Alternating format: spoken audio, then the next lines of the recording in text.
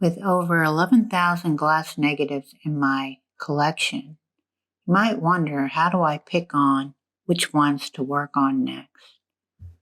I have about a little over 9,000 that I haven't done yet, haven't worked on yet. And early on, it appeared to me that I have got to figure out how to not do something over again, because with that many negatives, there's a possibility that you'll forget that you already did it. I actually did that recently. Redid a picture I already had done. So I actually created another album. This is called All My Negatives. This is all my memory lane negatives. I also have one that is titled Photos That Need to Be Worked On. So after I complete working on a negative, I will remove it from this album. That's the only way I can kind of keep track of what's going on. So when I'm done with one, I'll look in here and say, oh, well, what do I want to work on next? And I'll just scroll through here, and you can see there's 95 pages, 95 tabs on here. So there's a lot of images that I still have to work on. A lot of portraits, and they're primarily from 4 or 5 collections. The New Athens, Ohio one, certainly the largest. Then the Waynesboro, Pennsylvania one comes in second with a little over 1,600 negatives in that collection. My Nathan C. White collection, there's over 700 negatives in that collection. And then a few in the Child's Art Gallery collection. I have probably about close to 300 there. And South Dakota, I probably have 300 in that one. Also, I have some out of Kansas, quite a few out of Kansas.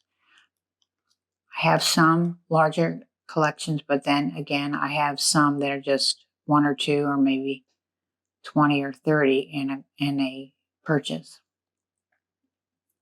But yeah, you see, this is what I have to look at, and I have to say, okay, what do I want to work on next? This new tool in Adobe, Generative Fill, is going to be such a help to me, because previously this would be hard. Actually, I should do this one next because of all the damage on the right-hand side. This Generative Fill, though, is so amazing that I think it probably will do a very good job on this photograph.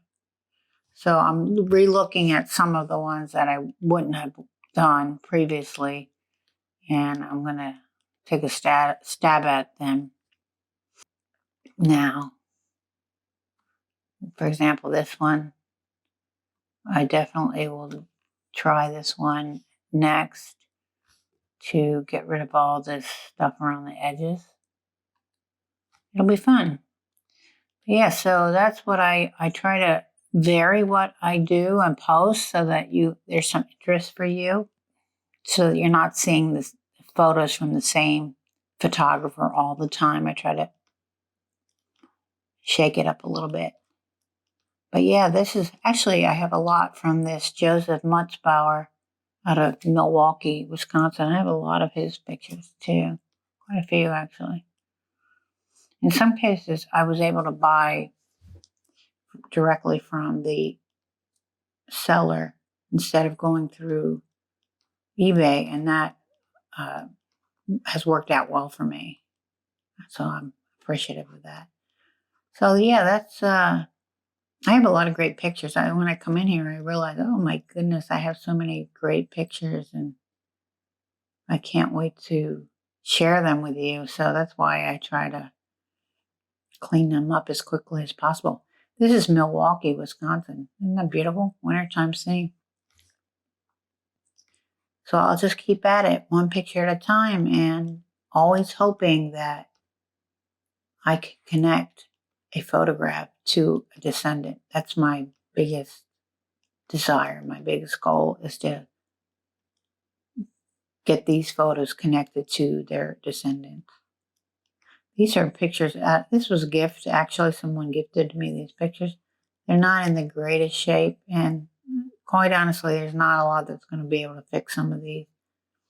But they're cool. There's some very cool pictures in here that I wish they were in better condition, but they're extraordinary pictures. So, like this one, it's too bad. This is a double exposure actually, and oh my goodness, I'd love to know exactly where this is.